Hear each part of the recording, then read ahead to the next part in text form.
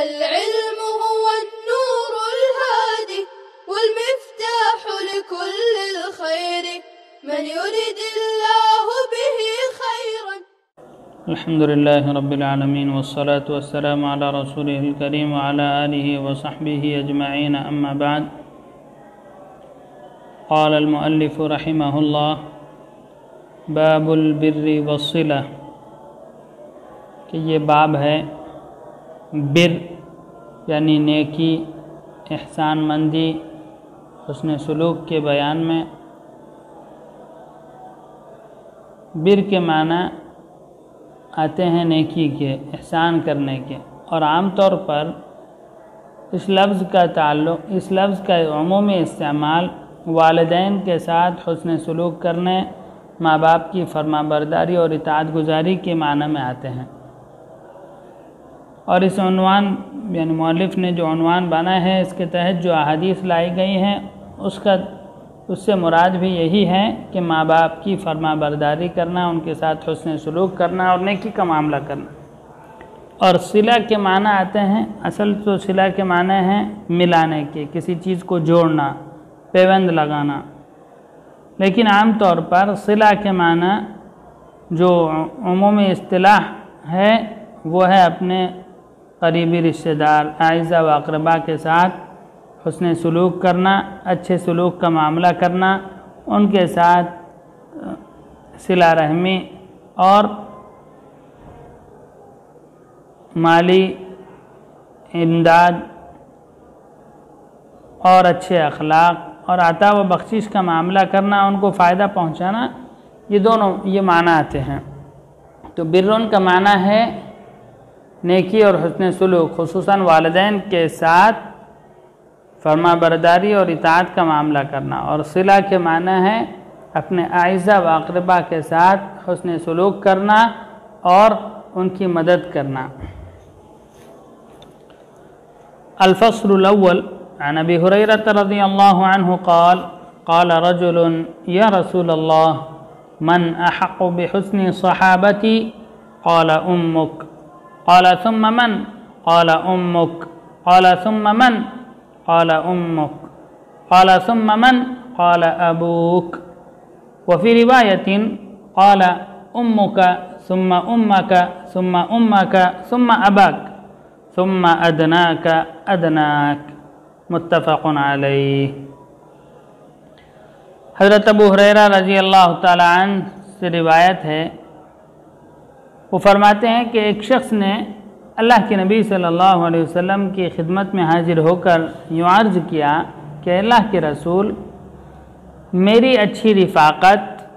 और मेरे हुस्न सलूक का सब में ज़्यादा हक़दार कौन है? मन अहक़्क़ु बिहुस्नि सहाबती, कौन शख्स है जो ज़्यादा हक़दार हो मेरी अच्छी रिफ़ाक़त का, हुस्न सलूक का, खिदमत गुजारी का, जिसकी मैं खिदमत करूं, जिसके साथ सब में ज़्यादा हुस्न सलूक करूं और उसके साथ अच्छा बर्ताव करूं। तो आप अलैहिस्सलातु वस्सलाम ने फरमाया उम्मु का, कि सब में ज़्यादा हक़दार तुम्हारी माँ है। फिर फरमाया कि उसके बाद कौन है? तो आपने फरमाया तुम्हारी माँ। फिर तीसरी मरतबा साइल ने दरियाफ्त किया सुम्मा मन, कि फिर उसके बाद किसका दर्जा है? आपने फरमाया तुम्हारी माँ, तुम्हारी अपनी वालिदा है। सुम्मा क़ाला क़ाला सुम्मा मन, फिर उस साइल ने पूछा कि अल्लाह के नबी उसके बाद कौन है? तो चौथे दर्जे में आप अलैहिस्सलातु वस्सलाम ने फरमाया कि तुम्हारे वालिद, तुम्हारा बाप। क़ाला अबू का।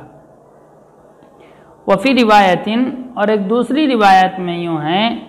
कि आप अलैहिस्सलातु वस्सलाम ने इस शख्स के जवाब में इस तरह फरमाया कि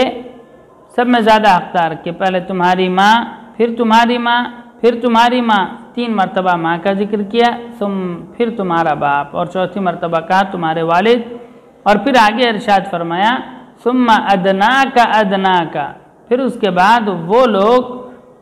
वो अज़ीज़, वो रिश्तेदार जो तुम्हारे करीब हों, जो तुमसे करीबी रिश्ता रखते हों, जिसका जितना ज़्यादा रिश्ता करीब और मज़बूत होगा वो तुम्हारे क़राबतदारी का, हुस्न सलूक का और हुस्न रिफ़ाक़त का ज़्यादा हक़दार होगा।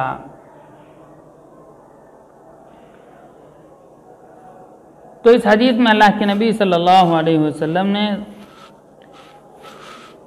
साइल के जवाब में माँ के साथ हुस्न सलूक पर खुसूसन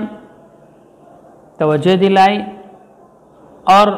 साइल के बार बार दरियाफ्त करने पर भी कि भाई बाद में किसका दर्जा है, कौन ज़्यादा हकदार है, तो आपने 3 मरतबा भी इरशाद फरमाया कि तुम्हारी माँ सब में ज़्यादा हकदार है। तो यूँ तो वालिदैन क्योंकि इंसान के इस दुनिया में आने का सबब हुए, और माँ ख़ास तौर से जिसने इतनी तकलीफ़ उठाई कि वो बच्चे को उसके हमल में 9 महीने तक उसका बोझ उठाती रही, फिर विलादत की उसे तकलीफ़ हुई, फिर उसके बाद बच्चे को पालने और पोसने में, दूध पिलाने और उसकी निगहदाश्त करने में भी उसी को मेहनत करनी पड़ी। तो अल्लाह के नबी सल्लल्लाहु अलैहि वसल्लम ने इसी बुनियाद पर यूँ फरमाया कि सब में ज़्यादा हकदार तुम्हारी वालिदा है, दूसरा दर्जा और तीसरा दर्जा भी तुम्हारी वालिदा ही का है। और इसी बुनियाद पर फ़ुक़हा फरमाते हैं क्योंकि अल्लाह के नबी सल्लल्लाहु अलैहि वसल्लम ने 3 मरतबा इस तरह इरशाद फरमाया कि माँ का ज़्यादा हक़ है, तो इससे मालूम होता है कि माँ का हक़ बाप के मुकाबले में ज़्यादा है, माँ का हक़ बाप के मुकाबले में ज़्यादा है। जो हुकूक़ इंसान के लिए वालिदैन के मुतालिक उस पर आयद होते हैं, उसने सलूक करना, भलाई करना, तो जो भी हक़ हैं तो इनमें माँ का हिस्सा बाप से 3 गुना बढ़कर है, क्योंकि आप अलैहिस्सलातु वस्सलाम ने 3 मरतबा इरशाद फरमाया। तो इससे फ़ुक़हा ने ये मसला अख़ज़ किया और यूँ इरशाद फरमाया कि माँ का हक़ बाप के मुकाबले में 3 गुना ज़्यादा है। फिर उसके बाद बाप का भी हक़ है और बाप के साथ भी हुस्न सलूक करना है।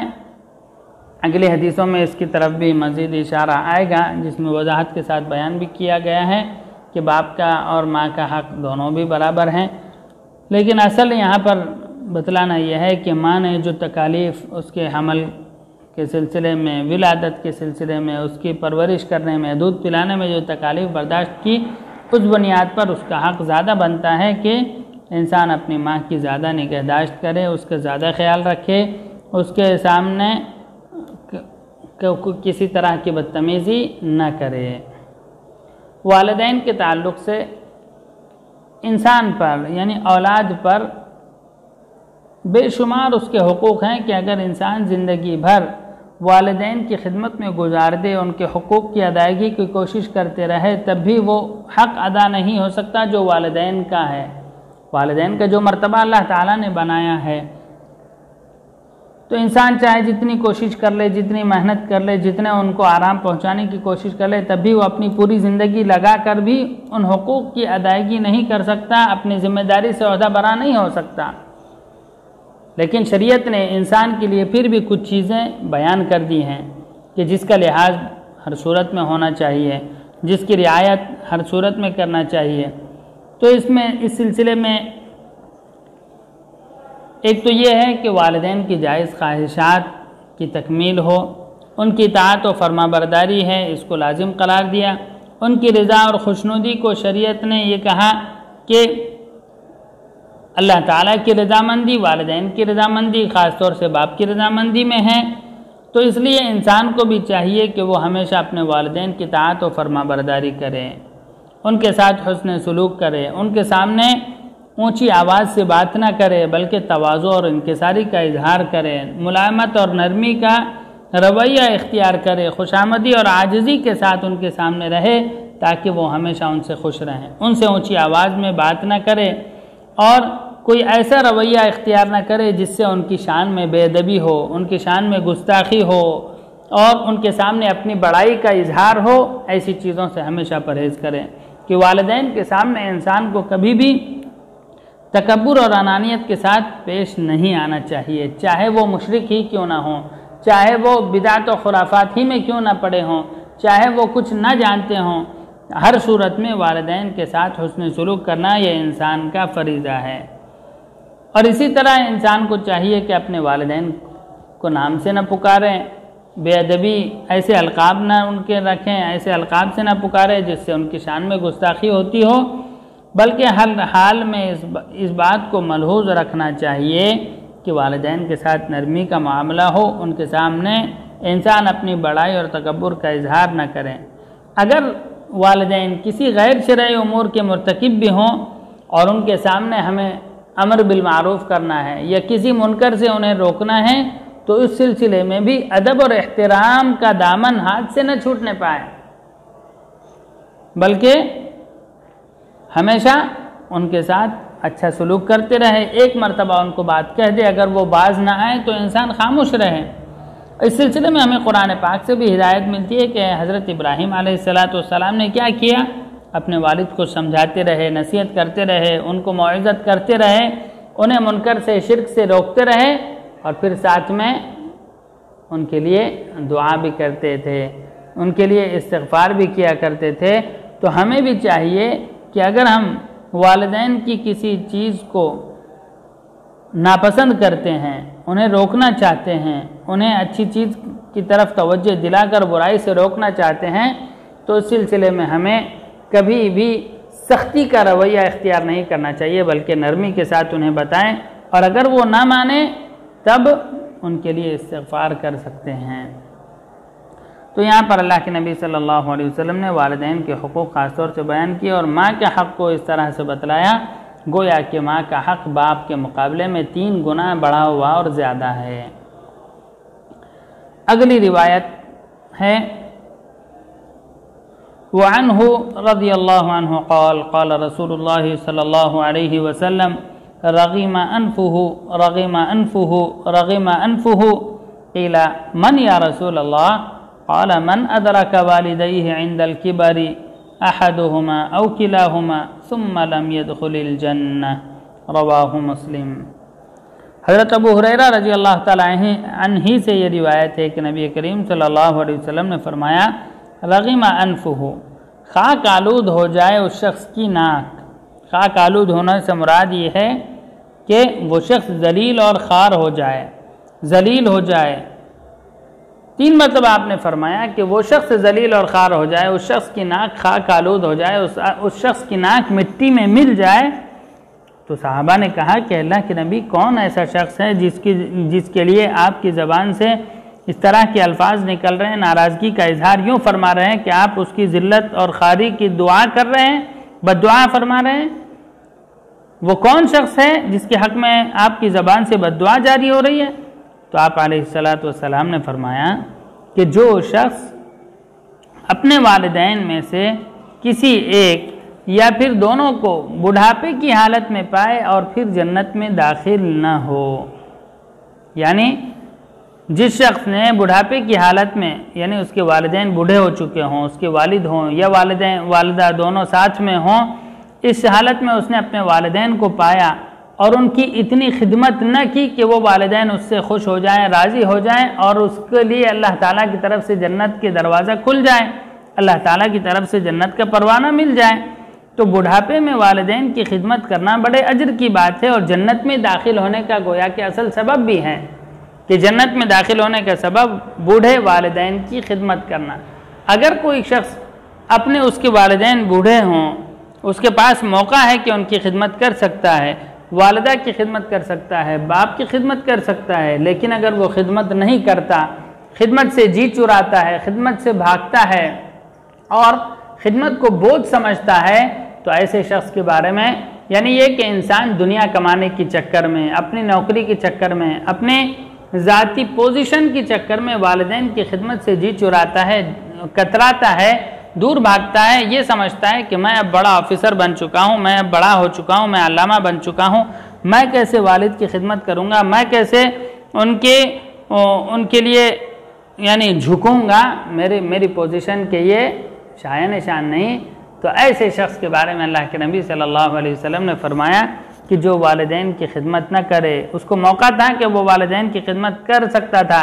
लेकिन वो बदकिस्मत है, तो अब वो जन्नत में नहीं गया। उसने जन्नत में दाखिले गोया कि उसके हाथ में चाबी थी, उसके पास असबाब थे कि वो अपने वालिदैन की खिदमत कर लेता और उस सिले में अल्लाह तबारक व तआला उसे जन्नत अता फरमा देते, वालिदैन की उसे दुआएं मिलती, दुनिया की भी तरक्की मिलती और आखिरत में भी अल्लाह की तरफ से उसे जन्नत मिलती। लेकिन उसने इतना बेहतर मौका गंवा दिया, उसने इतना अच्छा मौका अपने हाथ से छोड़ दिया अब ऐसा शख्स दुनिया में जिस इज्जत का ख्वाह था उसके बारे में अल्लाह के नबी ने फरमाया रग़िमा अनफुहु, ऐसा शख्स ज़लील व ख़ार होगा, ऐसा शख्स ज़लील व ख़ार होगा। 3 मरतबा अल्लाह के नबी ने फरमाया। इससे मालूम होता है कि वालिदैन के हक़ को, उनकी खिदमत को बोझ न समझना चाहिए, बल्कि उनकी खिदमत में अपनी जन्नत को तलाश करना चाहिए कि हम जितनी उनकी खिदमत करेंगे हमारे मकाम में और मर्तबे में इजाफ़ा होगा, अल्लाह की खुशनुदी हासिल होगी। वालिदैन अगर खुश रहेंगे उनकी दुआएं हमें मिलेगी और फिर उसके ज़रिए से गोया कि हमें जन्नत की चाबी मिल जाएगी। अगली हदीस है वान अस्मा बिन्त अबी बकर रज़ियल्लाहु अन्हा क़ालत क़दिमत अलैया उम्मी व हिय मुशरिकतुन फ़ी अहद क़ुरैश फ़क़ुल्तु या रसूल अल्लाह इन्न उम्मी क़दिमत अलैया व हिय राग़िबतुन अफ़ असिलुहा क़ाल नअम सिलीहा मुत्तफ़क़ुन अलैह। हज़रत अस्मा बिन्त अबू बकर रज़ियल्लाहु अन्हा फरमाती हैं कि मेरी वालिदा क़दिमत अलैया उम्मी, मेरी वालिदा मेरे पास आई मदीना मुनव्वरा में, वही मुशरिकतुन फ़ी अहद क़ुरैश, यानी जबकि हज़रत अस्मा हिजरत फरमा चुकी थी, मुसलमान मदीने में हिजरत करके आ चुके थे, तो हज़रत अस्मा की वालिदा अल्लाह के नबी सल्लल्लाहु ये ख़ुद उनके अपनी बेटी से मिलने के लिए मदीने मुनव्वरा आई। किस हाल में? वही मुशरिकतुन, जबकि वो मुशरिका थी, ईमान वाली नहीं थी। और फिर फ़ी अहद क़ुरैश, उस ज़माने में जबकि मुसलमानों का क़ुरैश के साथ सुलह का ज़माना था, यानी ये वाक़या उस वक्त का है जबकि सुलह हुदैबिया की सूरत में मुसलमानों और क़ुरैश के दरमियान जंग न करने का मुआहदा हो चुका था। तो उस वक्त मेरी वालिदा अभी मुशर्रफ ब इस्लाम नहीं हुई थी, तो वो मेरे पास जब आई, मुझसे मुलाकात के लिए आई, तो मैंने अल्लाह के नबी सल्लल्लाहु अलैहि वसल्लम से दरियाफ़्त किया कि अल्लाह के नबी, मेरी वालिदा मेरे पास आई है, मुझसे मिलने के लिए आई है, वही राग़िबतुन, और लेकिन वो इस्लाम से उसको अभी चिढ़ है, वो इस्लाम से बेजार है, वो इस्लाम की तरफ राग़िब नहीं है, वो मुसलमानों से मोहब्बत नहीं रखती। अफ़ा असिलुहा, तो अब क्या मैं उसके साथ सिला रहमी कर सकती हूँ, उसके साथ हुस्न सलूक कर सकती हूँ? क्या मैं उसके साथ अच्छा सलूक करूँ? तो आप अलैहिस्सलातु वस्सलाम ने फरमाया नाम सिलीहा, हाँ क्यों नहीं, ज़रूर उसके साथ अच्छा सलूक करो, वो तुम्हारी वालिदा है और तुम्हारे हुस्न सलूक की हकदार है, उसके साथ हुस्न सलूक करना चाहिए। जहाँ तक बात यह है कि वो मुशरिक है, वो अल्लाह पर ईमान नहीं लाती, वो मुसलमानों से बेजार है, इस्लाम से बेजार है, तो ये चीज़ इंसान वो हुस्न वालिदैन के साथ हुस्न सलूक के लिए रुकावट नहीं बननी चाहिए, बल्कि तुम्हें चाहिए कि तुम अपने वालिदा की खिदमत करो, तुम अपने वालिदा के साथ हुस्न सलूक करो। कहीं ऐसा ना करना कि वो तुम्हारे पास आए और तुम उसके साथ बदसलूकी करो। तो अल्लाह के नबी सल्लल्लाहु अलैहि वसल्लम ने यहाँ पर हज़रत अस्मा बिन्त अबी बकर रज़ियल्लाहु अन्हा को ये बात बतलाई और इसके ज़रिए से गोया कि पूरी उम्मत को भी ये पैगाम दिया कि अगर वालिदैन में से कोई एक हक़ के रास्ते पर ना हो, अगर वालिदैन में से कोई एक या फिर दोनों भी अगर कुफ्र की हालत में हों, बिदात व खुराफात में पड़े हुए हों, तो सिर्फ इस बुनियाद पर कि वो गलत राह पर हैं, कुफ्र में हैं, शिर्क में हैं, उनके साथ बदसलूकी नहीं होनी चाहिए, उनके हुकूक को मारना नहीं चाहिए, उनकी देखभाल से बेइतनाई नहीं बरतनी चाहिए, बल्कि अल्लाह के नबी सल्लल्लाहु अलैहि वसल्लम ने फरमाया नाम सिलीहा, हाँ उसके साथ हुस्न सलूक करो, उनके साथ अच्छा सलूक करो। तुम्हारे अच्छे अखलाक देख कर, तुम्हारे किरदार देख कर हो सकता है कि वो इस्लाम से मुतासिर हो जाए, मुसलमानों की तालीमात से मुतासिर हो जाए और इस्लाम में दाखिल हो जाए, लेकिन तुम्हें ये इजाज़त हरगिज़ भी नहीं, अगरचे कि तुम्हारे वालिदैन में से कोई एक भी मुशरिक शिर्क की हालत में हो, कुफ्र की हालत में हो, बिदात व खुराफात में पड़े हों, तब भी तुम उनके साथ बदसलूकी नहीं कर सकते, उनके हुकूक से बेइतनाई बरतना तुम्हारे लिए दुरुस्त नहीं होगा, उनको छोड़ देना तुम्हारे लिए रवा नहीं होगा, बल्कि तुम्हारी ये शान होनी चाहिए कि तुम उसके साथ हुस्न सलूक करो। व सल्लल्लाहु वसल्लम अला नबीना मुहम्मद व अला आलिहि व सहबिहि अजमाइन। भाई अल्हम्दुलिल्लाह हमारे ये दुरूस जारी हैं। कोशिश ये होती है कि किसी तरह आसानी के साथ हमारा निसाब भी मुकम्मल हो जाए और हदीस का मफ़हूम भी सामने आ जाए।